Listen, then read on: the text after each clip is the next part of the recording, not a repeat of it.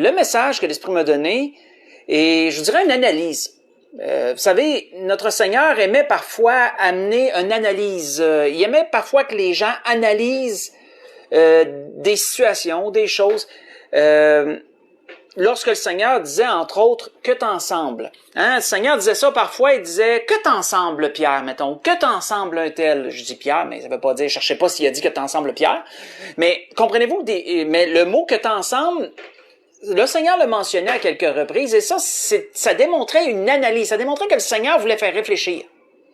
Et je vous dirais que c'est ce que l'Esprit veut ce soir pour nous. L'Esprit veut nous faire réfléchir ce soir.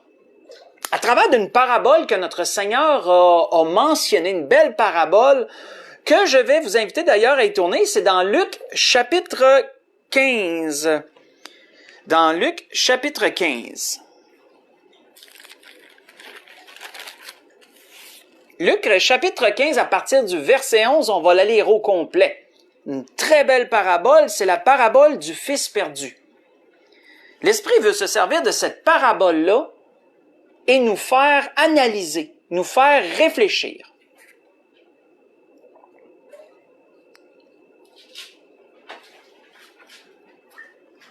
Donc, dans Luc chapitre 15, si on débute au verset 11, le Seigneur dit, il dit encore, parce que le Seigneur, avait apporté d'autres paraboles précédemment, les brebis perdues, etc. Donc, il dit encore, j'étais pour dire que t'es ensemble.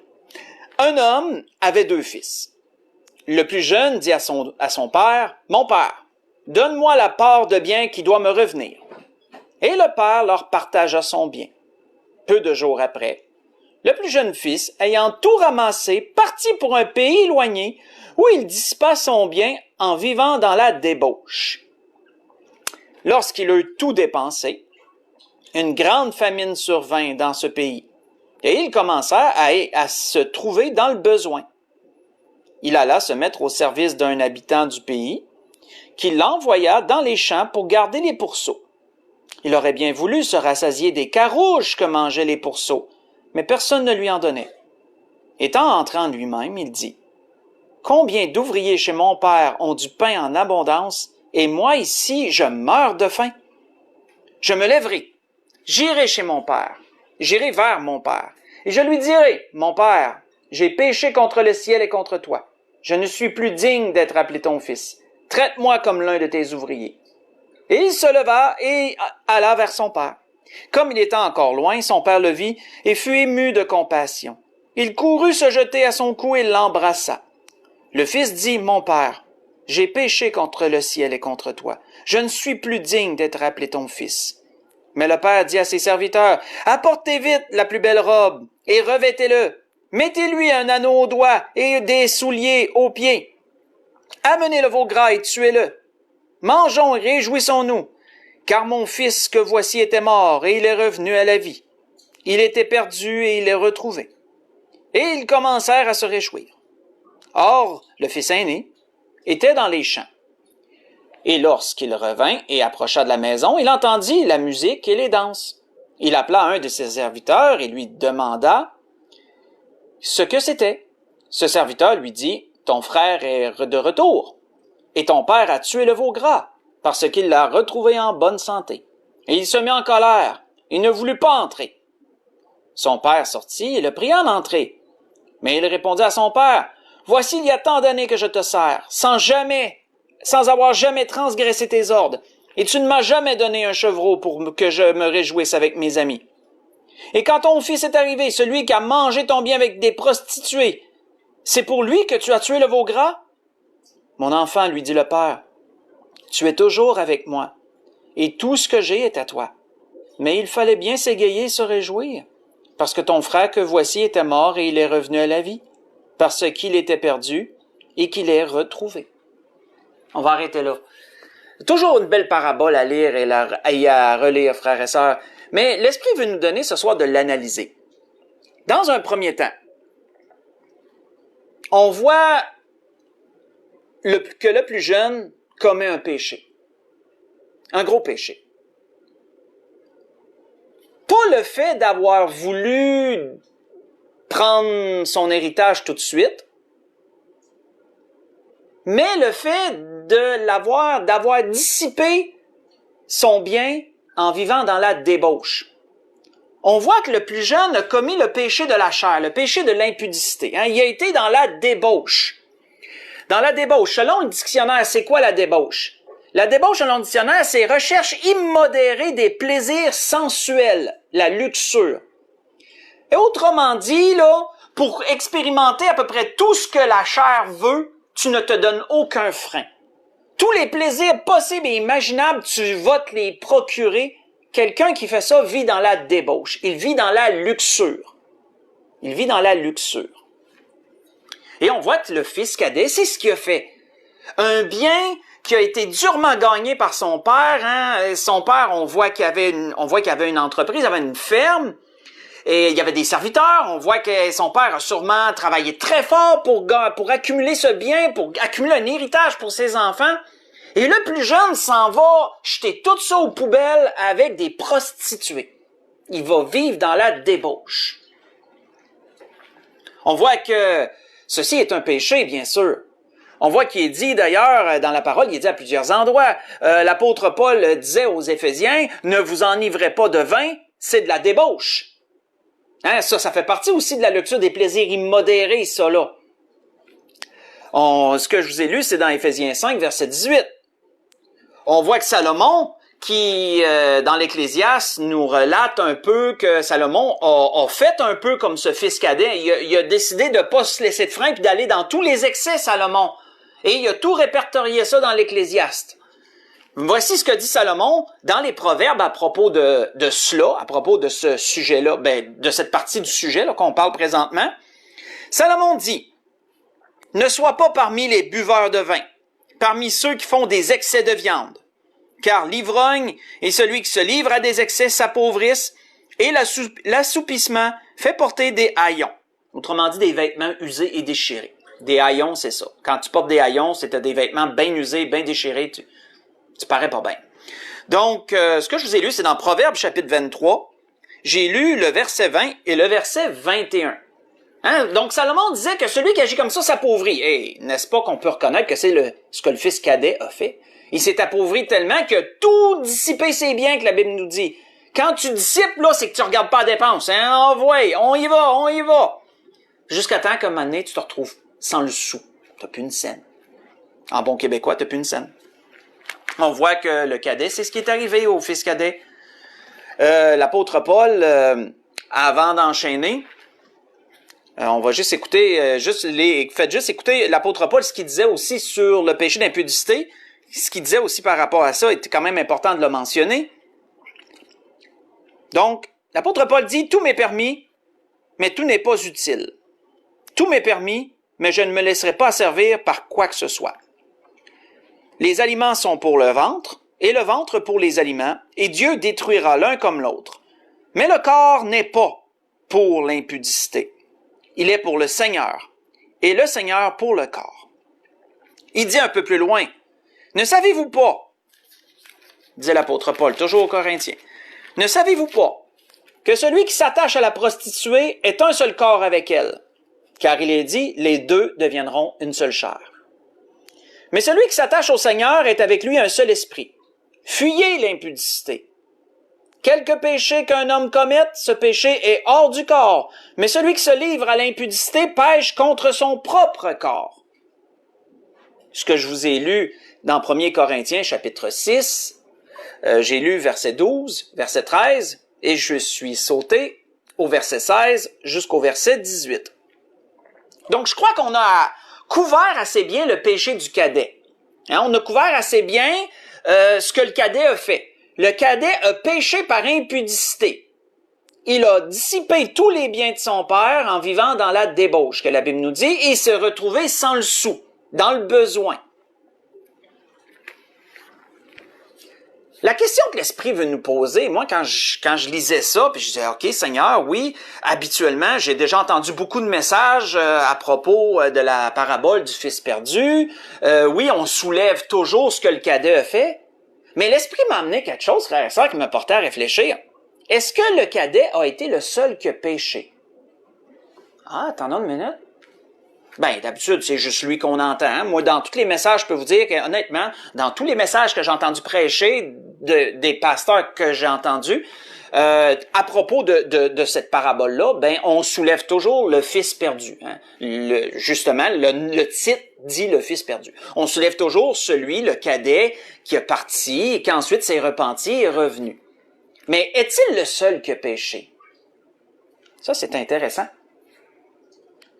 Ce n'est pas le seul qui a péché, frères et sœurs. L'aîné a aussi péché, mais pas de la même façon. Oh, comment? C'est ce que nous allons voir. On voit que la Bible nous dit quoi, premièrement, à propos de l'aîné? La Bible nous dit qu'il s'est mis en colère à un tel point qu'il n'a même pas voulu entrer. Il a ignoré son frère, il n'a même pas été le revoir, il a pas voulu participer à rien de tout ça. Il a voulu rester dans son coin. Il était, la Bible nous dit, en colère. Et pour agir comme ça, tu dois être assez en colère. Assez en colère. Son cœur était tellement rempli d'animosité, d'amertume, de rancœur, parce que son père avait tué le veau gras pour son jeune frère. Et il a même dit à son père, voici, c'est pour lui que tu fais tuer le veau gras, lui qui a vécu dans la débauche. Tu sais, il méprisait son frère, il méprisait son jeune frère. Pour lui, son jeune frère valait pas le veau gras, là. Il valait rien. Il valait pas grand-chose. Je sais pas rien. Mais il valait pas grand-chose, son jeune frère, à cause de ce qu'il avait fait. Mes frères et sœurs, lui aussi commettait un péché à travers de son raisonnement, de sa façon d'agir. Son frère a commis le péché de la chair, mais lui commettait le péché du cœur, frères et sœurs. Et ça, on le soulève jamais, ça. On le soulève jamais. On voit que, au final, son attitude a sûrement assombri un peu la fête que son père avait mis en place pour célébrer le retour de son jeune frère. Le fait sûrement tous les serviteurs ont su que lui, il voulait pas rentrer, qu'il voulait pas être là.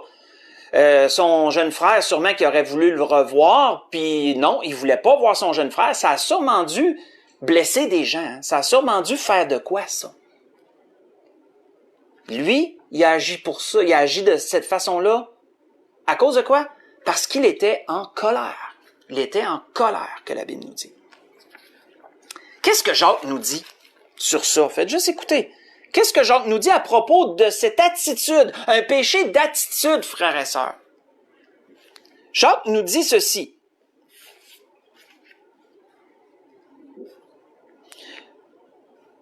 Lequel d'entre vous est sage et intelligent, qu'il montre ses œuvres par une bonne conduite avec la douceur de la sagesse. Mais si vous avez dans votre cœur un zèle amer, un esprit de dispute, ne vous glorifiez pas et ne mentez pas contre la vérité. Cette sagesse n'est point celle qui vient d'en haut, mais elle est terrestre, charnelle, diabolique. Car là où il y a un zèle amer et un esprit de dispute, il y a du désordre et toutes sortes de mauvaises actions. La sagesse d'en haut est premièrement pure, pacifique, modérée, conciliante, pleine de miséricorde et de bons fruits, exempt de duplicité, d'hypocrisie. Vous savez, il y a ailleurs dans la parole, je me souviens pas exactement où, mais il est dit également ailleurs dans la parole que la colère de l'homme n'accomplit pas la volonté de Dieu. Ça, c'est écrit ça. La colère de l'homme n'accomplit pas la volonté de Dieu. Jacques termine en disant « Le fruit de la justice est semé dans la paix par ceux qui recherchent la paix. » Ce que je vous ai lu, c'est dans Jacques chapitre 3, à partir du verset 13 jusqu'au verset 18. Si vous voulez suivre avec moi, on va aller voir encore sur ça, parce qu'on a élaboré beaucoup sur le péché du cadet, hein? Mais on va élaborer aussi sur le péché de l'aîné, parce que c'en est un aussi. Tournez avec moi dans Éphésiens. Vous n'êtes pas obligé, mais vous pouvez garder l'endroit si on va retourner sur la parabole. Mais dans Éphésiens, tournons dans Éphésiens chapitre 4. Qu'est-ce que l'apôtre Paul disait? Dans Éphésiens chapitre 4. On va lire deux portions de versets. Versets 26 et 27 pour débuter. Éphésiens chapitre 4.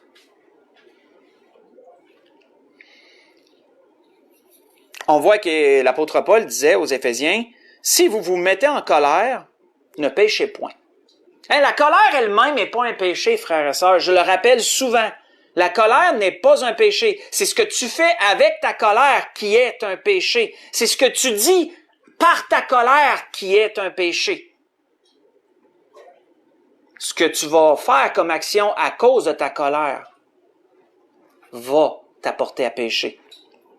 Donc, si vous vous mettez en colère, ne péchez point. Que le soleil ne se couche pas sur votre colère. Parce que si le soleil se couche sur ta colère, ben ça se transforme en animosité. Ça se transforme en amertume. Ça veut dire que tu le traînes, ça. Quand c'est de l'amertume, c'est que tu le traînes pendant un certain temps. C'est pas bon. On voit que il est dit, et ne donnez point accès au diable, parce que la colère donne un accès au diable. C'est pour ça que l'apôtre Paul a dit ça tout de suite après. Quand on saute au verset 29, qu'il ne sorte de votre bouche aucune parole mauvaise, mais s'il y a lieu, quelques bonnes paroles qui servent à l'édification et communiquent une grâce à ceux qui l'entendent. N'attristez pas le Saint-Esprit de Dieu par lequel vous avez été scellés pour le jour de la rédemption. Que toute amertume, toute animosité, toute colère, toute clameur, toute calomnie, toute espèce de méchanceté disparaissent du milieu de vous. Soyez bons les uns envers les autres, compatissants, vous pardonnant réciproquement, comme Dieu vous a pardonné en Christ.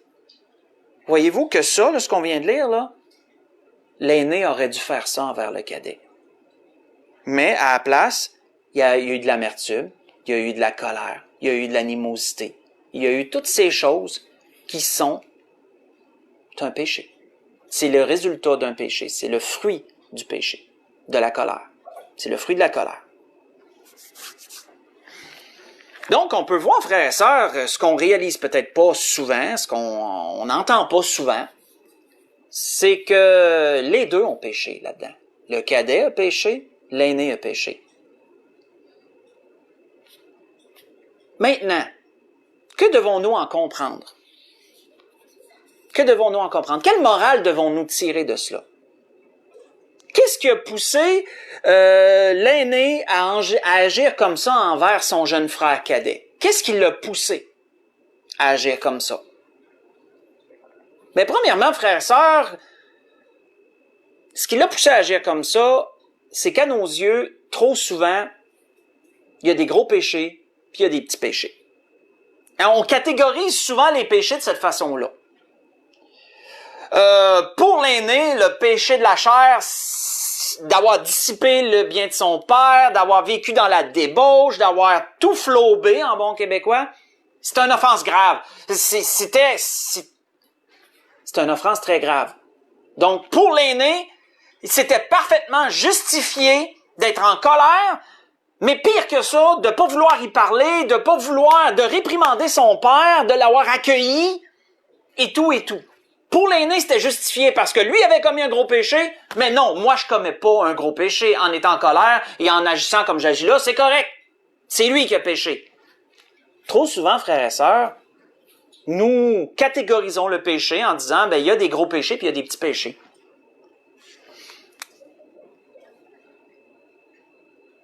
On va développer un petit peu sur ça.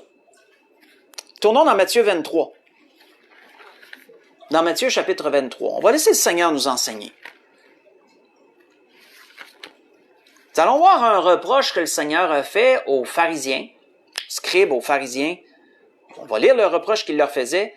Et vous allez voir qu'à leurs yeux, là, c'était la même affaire que le cadet, de l'aîné, excusez-moi. Les pharisiens, l'aîné a agi en pharisien, si vous aimez mieux. Il a agi en pharisien, en scribe.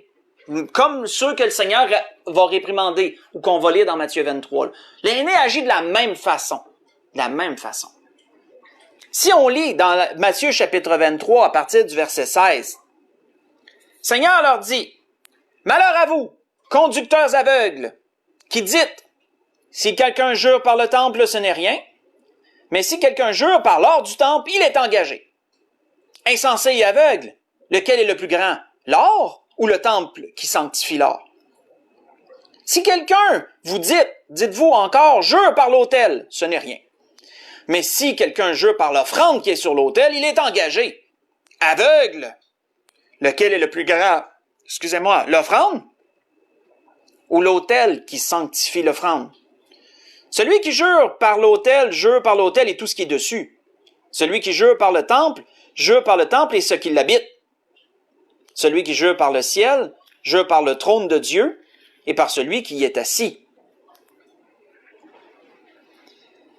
Si on lit, frères et sœurs, plus loin, malheur à vous, scribes et pharisiens hypocrites, parce que vous payez la dîme de la menthe, de la nette et du cumin, que vous laissez ce qui est le plus important dans la loi, la justice, la miséricorde et la fidélité. C'est là ce qu'il fallait pratiquer sans négliger les autres choses. Conducteurs aveugles et qui éliminaient le moucheron et qui avalaient le chameau. On va arrêter là.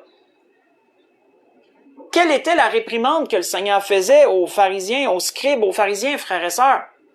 Premièrement, il catégorisait les choses. Premièrement, pour eux, si tu jurais par l'offrande, mais tu étais engagé, puis le Seigneur disait pourtant que l'autel, c'est elle qui tient l'offrande. Ou le Seigneur a donné l'exemple du temple également. Donc, tu pouvais pas catégoriser, là. Tout est ensemble. Et également, le Seigneur leur réprimandait à propos de leur pratique de la loi. Hein, on voit qu'ils payaient toutes leurs dîmes. Ça devait être des gens là qui étaient tellement scrupuleux, tellement, tu sais, sacoche, comme on dit en bon québécois, là. Ils étaient tellement sacoche, ces affaires. Sauf qu'ils étaient sans pitié. Ils étaient sans miséricorde envers les gens qui devaient quelque chose. Parce qu'eux avaient pour leur dire qu'ils payaient leurs dettes, ils payaient leurs affaires, ils donnaient leurs offrandes, ici et ça. Si quelqu'un était trop pauvre pour donner son offrande, mais il allait y arracher ce qu'il avait sur le dos quasiment pour payer l'offrande. Frères et sœurs, l'aîné a péché de la même façon. L'aîné a agi en pharisien. Parce que pour plaire à Dieu, frères et sœurs, oui, nous devons être obéissants de la loi. Nous ne devons pas mépriser les ordonnances, les ordres que le Seigneur nous donne, les commandements, etc. Mais nous ne pouvons pas non plus négliger l'amour. Nous ne pouvons pas négliger la miséricorde et la bonté, parce que ça fait partie de tout ça. Il n'y a pas, frères et sœurs, de gros péchés puis de petits péchés. Aux yeux de Dieu, il y a le péché.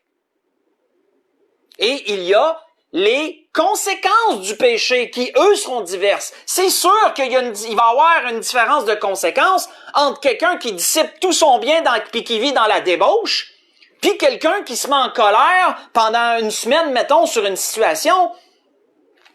Oui, les conséquences, voyez-vous que les conséquences seront vraiment pas pareilles. Il y en a un que, tu le sais pas, il a peut-être pogné une maladie transmise sexuellement. Là, je veux pas aller trop loin, mais voyez-vous qu'il va y avoir des conséquences différentes pour un péché que pour un autre. Mais aux yeux de Dieu, c'est un péché. Donc, est-ce que le cadet avait raison de regarder son jeune frère de haut puis de dire « Hey, qu'est-ce que t'as fait? » Non, lui aussi a péché. Lui aussi a péché. Mais les conséquences n'ont pas été les mêmes, bien sûr. Et on voit que un bon exemple, si vous allez lire pendant la semaine, dans 1 Samuel 15, vous pourrez aller lire versets 22 et 23, quand que le prophète Samuel a réprimandé le roi Saül d'avoir dévoué par interdit, mais d'avoir gardé le roi vivant, le roi qu'il fallait tuer, il l'avait gardé vivant, puis il avait gardé les bêtes les plus belles, les bêtes qui étaient en santé, puis il avait juste dévoué par interdit ce qui était chétif, ce qui était malade, ce qui était... Puis il avait gardé les plus belles bêtes. Puis Saül voyait pas de mal là-dedans. Lui, pour lui, d'avoir désobéi à Dieu, c'était comme pas, ça passait. Mais Samuel, il leur a pourtant rappelé que la désobéissance était aussi pire que la divination. Alors, voyez-vous qu'il y a une différence entre les deux, là. Sûrement qu'on se dirait, hey, adorer un idole, c'est beaucoup plus grave qu'une petite désobéissance. Mais aux yeux de Dieu, l'un et l'autre, ils sont péchés. L'un et l'autre sont aussi graves, mais les conséquences ne seront pas les mêmes. Mais l'un et l'autre est aussi grave. Faut pas oublier, frères et sœurs, que le péché, c'est pas nous autres qui avons inventé ça. Je veux dire par là que ça vient pas de nous. C'est Dieu qui voit le péché. C'est Dieu qui a dit ce qui était péché et ce qui ne l'était pas. Donc, assis à ses yeux, ça et ça, c'est un péché, ben c'est nous qui devons s'ajuster à Dieu et non ajuster Dieu à nous dans ce que nous on pense. Ou que nous on va dire, ben ça c'est mal, mais ça c'est pas mal. Ou c'est moins grave, mais on pourrait dire que c'est pas mal. Non. On peut pas agir comme ça. On peut pas. Pas si on veut plaire au Seigneur, du moins.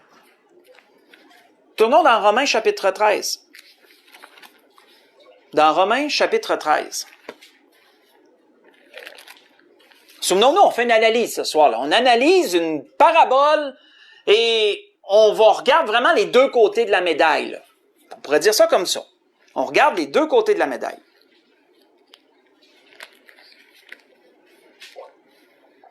Quand on lit dans Romains chapitre 13, premier constat qu'on en fait, là, on a énuméré le péché du cadet, on a élaboré, on a parlé que l'aîné a aussi commis un péché, on a élaboré.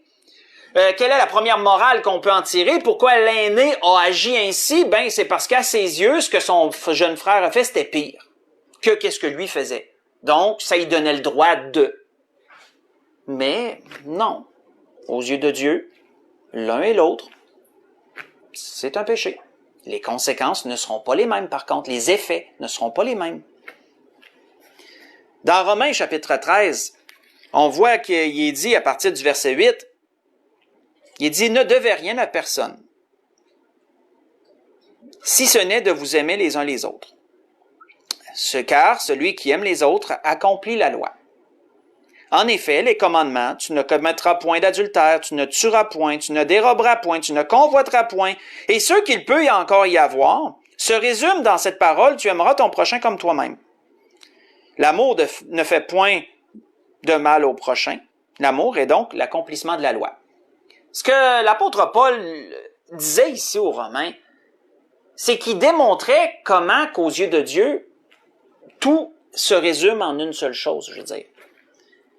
On voit que l'apôtre Paul a donné l'exemple ici des péchés de la chair, d'adultère, le meurtre, de pas dérober, de pas convoiter, etc. Il l'a résumé en une seule chose, tu aimeras ton prochain comme toi-même. Mais on pourrait dire, frères et sœurs, que les péchés du cœur, c'est la même chose. On pourrait dire que l'animosité, la colère, etc., se résument toutes aussi en une seule chose. Et c'est un péché aussi, c'est une faute. Ça se résume en une seule chose, ça se résume aussi à péché. D'ailleurs, Jacques le disait assez clairement, faites juste écouter, Jacques disait ceci assez clairement. Il dit, si vous accomplissez la loi royale, selon l'Écriture, tu aimeras ton prochain comme toi-même, vous faites bien. Mais si vous faites du favoritisme, vous commettez un péché. Vous êtes condamnés par la loi comme des transgresseurs. Car quiconque observe toute la loi, mais pêche contre un seul commandement, devient coupable de tous. Ça, on l'a lu souvent. Jacques, il nous met ça là, c'est comme tranché, c'est clair, c'est comme ça. En effet, celui qui a dit tu ne commettras point d'adultère, a dit aussi tu ne tueras point. Or, si tu ne commets point d'adultère, mais que tu commets un meurtre, tu deviens transgresseur de la loi. Parlez et agissez comme devant être jugé par une loi de liberté, car le jugement est sans miséricorde pour qui n'a pas fait miséricorde, la miséricorde triomphe du jugement. Ce que je vous ai lu, c'est dans Jacques chapitre 2. J'ai lu du verset 8 au verset 13. Donc, premier constat, première logique, l'aîné regardait son frère cadet de haut parce qu'il se disait, ben lui, ce qu'il a fait, c'est pire. Lui, ce qu'il a fait, c'est grave. Mais lui aussi a péché. Deuxième constat. Quel deuxième constat? Quelle deuxième morale pouvons-nous tirer de cela? La deuxième morale qu'on peut en tirer, c'est que lorsqu'on s'attarde tellement, frères et sœurs, sur les autres, on se voit pas comment nous on agit. Sûrement que le cadet, l'aîné, je veux dire, quand il a agi comme ça, ne se voyait pas comment lui, il agissait. Sûrement qu'il ne voyait pas comment sa colère, comment son animosité, son manque de miséricorde était déplacé. C'était complètement déplacé. Et ça, sûrement qu'il l'a pas vu. On va toujours dans la logique de la parabole. On reste toujours dans la logique de la parabole. Pourquoi? Parce qu'il était tellement occupés à regarder l'autre et à ne pas se regarder, puis ils se voyaient pas aller. Ils se voyaient pas aller. Ça, frères et sœurs, c'est quelque chose qui peut nous arriver aussi souvent. Premièrement, on va regarder les autres et on va catégoriser les péchés. On va dire ça c'est grave, ça c'est moins grave. Quand Dieu dit non, l'un et l'autre c'est péché. Mais ensuite, on peut être tellement occupé à regarder les fautes sur les autres qu'on se regarde pas soi-même. On se voit pas aller dans nos réactions, on se voit pas aller dans nos paroles, on se voit pas aller dans notre façon d'agir. Et pourtant, parfois on est grave, là. On est grave. On voit que, si vous voulez lire pendant la semaine, vous pourrez lire dans Luc chapitre 18, verset 9 au verset 14, vous pourrez trouver une belle parabole de notre Seigneur qui prend pour exemple un pharisien et un publicain. Hein, les deux vont au temple pour prier. Et on voit que le pharisien, lui, debout, droit, fier, remercie Dieu d'être un homme bon. Il dit à Dieu, je paye toujours mes dîmes. Et pensez à ce qu'on a lu dans Matthieu 23, là. On voit encore l'attitude typique, là. Je paye toujours mes affaires, je suis ça à coche, hein. Tu sais, je suis vraiment, là, surtout à la lettre. Puis ensuite, il regarde le publicain, puis il dit « Merci que je ne sois pas comme ce publicain qui est là. » Donc, voyez-vous qu'il était tellement occupé à regarder l'autre, la bassesse de l'autre qui était à genoux, qu'il ne s'est pas vu son attitude arrogante, son attitude méprisante. Il n'a pas vu ça du tout. Trop occupé à regarder l'autre. D'ailleurs, le Seigneur nous a donné une belle morale là-dessus et je dirais une belle réprimande. Tournons-y dans Matthieu chapitre 7. Dans Matthieu chapitre 7, le Seigneur a donné un bel enseignement sur ce point-là. Matthieu chapitre 7, versets 1 à 5.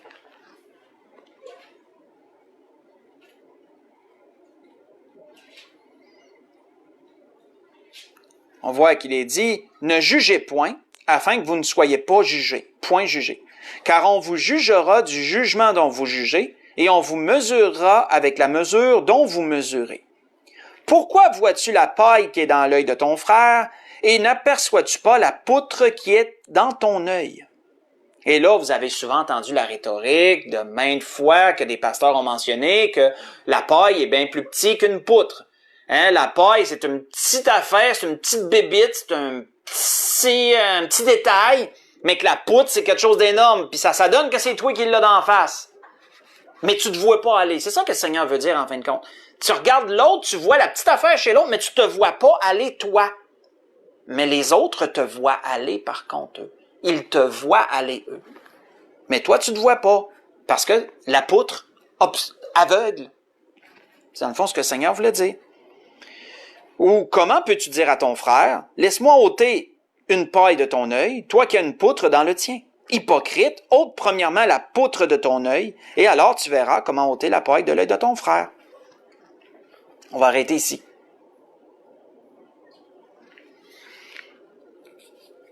Et le résultat, frères et sœurs, de ce qu'on vient de lire, de ce qu'on voit, premièrement, c'est qu'on voit pas ce que les autres voient. Les autres nous voient aller, nous, on se voit pas aller. Nous, on est trop occupés à regarder l'autre, mais on se voit pas agir. Mais une autre personne tierce, lui, va nous voir. Il va voir comment qu'on agit. C'est pour ça que l'apôtre Pierre avait dit, entre autres, à Simon le magicien, lorsque Simon le magicien avait voulu acheter le don du Saint-Esprit, hein, il se voyait pas aller, là, lui, là. Il voulait tellement l'appât du gain, il voulait tellement avoir ça, puis avoir le prestige de guérir avec ses propres mains, guérir quelqu'un. Il se voyait pas pantoute aller. Et qu'est-ce que Pierre il a dit? Lui il le voyait aller, Pierre a dit, « Car je vois que tu es dans un fiel amer et dans les liens de l'iniquité. » Vous voyez ça dans Acte 8, verset 23, et c'est ensuite que Simon a dit, à Pierre, prie le Seigneur pour pas que ces choses-là m'arrivent. Prie le Seigneur pour pas que ça m'arrive. Qu'est-ce que tu viens de mentionner? Pierre, il a dit d'autres choses après. Donc, premièrement, on voit pas ce que les autres voient de nous, mais on voit pas également ce que Dieu voit de nous. Et ça, c'est encore pire, frères et sœurs, c'est encore pire. Parce que, lequel est le pire? Selon nous, là. Lequel est le pire? le fils cadet qui a vécu dans la débauche, mais qui a réalisé son erreur, il a réalisé son péché, qui s'est repenti, puis qui est revenu auprès de son père pour s'excuser et se repentir, ou le fils aîné qui a eu de la colère et de l'animosité envers son frère et qui ne lui a pas pardonné ce qu'il a fait. Lequel est le pire entre les deux? C'est une bonne question. Je vais vous laisser le soin d'y répondre. Moi, ma réponse, je la connais, j'ai ma réponse. Mais je vais vous laisser le soin d'y répondre chacun personnellement. Lequel est le pire entre les deux? Aux yeux de Dieu. Aux yeux de Dieu. Pas aux yeux des hommes, parce qu'aux yeux des hommes, c'est le cadet, lui, il oublie ça, là. Mais aux yeux de Dieu, lequel est le pire? On voit que l'apôtre Paul rappelait quelque chose aux Romains avant de conclure. L'apôtre Paul disait ceci aux Romains. « Et penses-tu aux hommes qui jugent ceux qui commettent de telles choses et qui les fait, que tu échapperas au juste jugement de Dieu? » Hein? Penses-tu, toi qui juges les autres, mais qui fais des choses semblables, pas pareil, mais semblables, que tu vas échapper au juste jugement de Dieu? Ce que je vous ai lu, c'est dans Romains 2, verset 3. C'est une chose que l'apôtre Paul rappelait aux Romains, aux Juifs qui étaient à Rome. Donc, c'était ce que l'Esprit voulait nous donner ce soir. Comme vous avez vu, l'Esprit nous a donné quelque chose de très intéressant, qui porte à réflexion, nous a donné d'analyser. Nous avons analysé une parabole, une belle parabole, qui est la parabole du Fils perdu, l'enfant prodigue. Appelez-la comme vous voulez. On a analysé cette parabole, mais comme vous voyez, on a été plus loin qu'à l'habitude. On n'a pas juste condamné le cadet, puis parlé de lui, puis d'élaborer sur ce qu'il a fait. On a aussi condamné l'aîné, et on a élaboré sur ce que lui a fait aussi. Et la conclusion, c'est que l'un et l'autre ont péché. Un a commis les péchés de la chair, et un autre a commis un péché d'attitude. Mais les deux ont péché. Sauf que le cadet, lui, s'est repenti de son péché. Et comme Salomon le dit également dans les Proverbes, que celui qui confesse une faute et la délaisse obtient miséricorde. Puis c'est pour ça que son père l'a pardonné. Et son père a vu qu'il regrettait son geste. Puis il a même dit, regarde, traite-moi comme un serviteur. Je suis prêt à même plus, je mérite même plus d'être ton fils. Mais l'aîné, lui, la Bible nous dit pas, il s'est-tu repenti, là, on n'ira pas plus loin que la parabole, mais dans ce qu'on a lu, l'aîné s'est jamais excusé de son attitude. Pas en tout. Pas en tout. Lequel des deux est le pire? Je vous laisse en juger. On va conclure. Pour conclure, on va aller dans l'Apocalypse. Chapitre 3, on va voir que la réprimande que le Seigneur a fait à une église, puis ça va bien résumer, je dirais, comment l'aîné a agi envers le cadet, et ça va bien résumer, puis ce qu'il aurait dû faire lui aussi, en fin de compte, ce qu'il aurait dû faire lui aussi, l'aîné. Parce que faut toujours se rappeler que celui qui juge, c'est Dieu. Dieu est au-dessus de tous nos raisonnements et de toutes nos opinions, lui. Et lui, il est juste. Lui, il est pas biaisé dans ce qu'il voit. Il voit ça tel que c'est. Donc, dans l'Apocalypse chapitre 3, on voit qu'à l'église de Laodicée, quelle était l'attitude de l'église de Laodicée?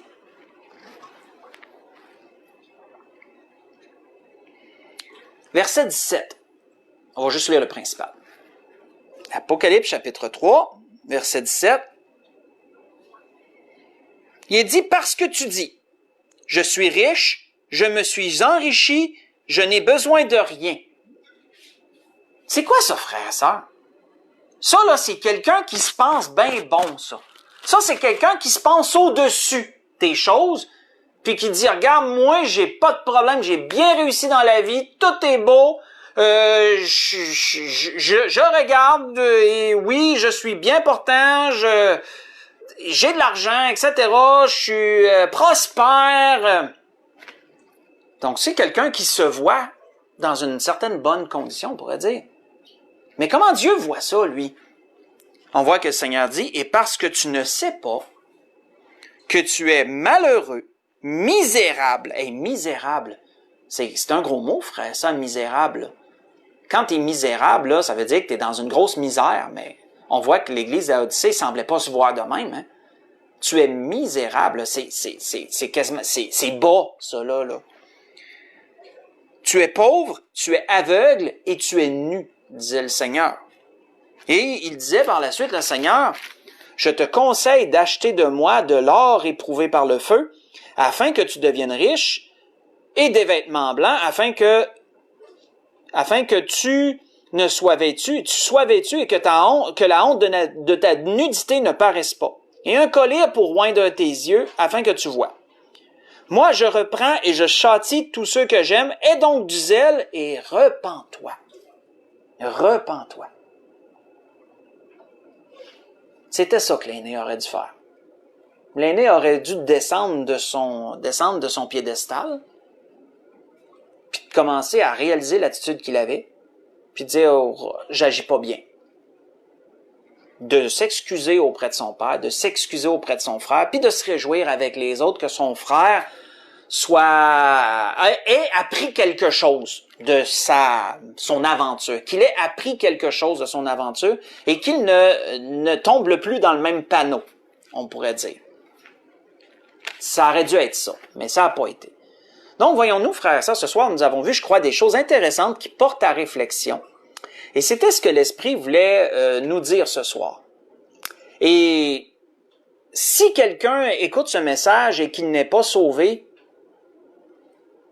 et qui regarde, comment je pourrais dire, il regarde les gens, il regarde les chrétiens agir, il regarde son entourage, puis qui se dit, ben moi, j'ai pas besoin de ça. Moi, j'ai pas besoin d'être sauvé, moi, j'ai pas besoin du Seigneur, moi, je suis bien, j'ai un auto, j'ai un bateau, j'ai une maison, mes enfants sont en bonne santé, j'en ai 2, j'en ai 3, j'en ai 4, peu importe, tout ce qui aux yeux des hommes peut sembler une réussite. Ben, sachez, si t'es pas sauvé, sache que aux yeux de Dieu, t'es exactement comme l'Église de l'Odyssée. T'es pauvre, t'es misérable, t'es aveugle, t'es nu. Puis le Seigneur te conseille une chose, il te conseille de venir à lui pour que lui t'habille, pour que lui, il enlève les problèmes, il enlève le problème de ton œil, qu'il enlève ce qui t'empêche de voir ta condition aux yeux de Dieu, qu'il te donne un vêtement, puis ensuite qu'il t'invite, parce que plus loin, on l'a pas lu, mais plus loin, le Seigneur a dit, je frappe à la porte, hein. Puis si tu me laisses entrer, je vais venir manger chez toi. C'est l'invitation que le Seigneur te fait à toi si tu n'es pas sauvé ce soir et que tu entends ce message. Le Seigneur veut t'inviter. Le Seigneur il veut que tu cesses d'être l'aîné. Il veut que tu cesses d'être l'aîné dans l'histoire qu'on vient de lire. Que tu cesses d'être celui qui regarde de haut les autres puis qui pense qu'il est correct. Non. Aux yeux de Dieu, tu as besoin de te repentir toi aussi. Tu as besoin de recevoir Jésus comme ton Sauveur et Seigneur. Alors fais ce pas, parce que le cadet qui a péché, mais qui s'est repenti, a fait plus que l'aîné, qui n'a pas fait ce type de péché, mais qui a péché, mais qui ne s'est pas repenti. C'était ce que l'Esprit voulait nous donner ce soir. Je vous souhaite à tous une belle fin de soirée, un bon restant de semaine, et on se revoit dimanche, respectivement, dans chacune de nos églises. Hâte de vous revoir tout le monde, et d'entendre toutes les choses que vous aurez à raconter, à se raconter tous et chacun. Donc, bonne fin, bon restant de semaine à tous, que le Seigneur vous bénisse.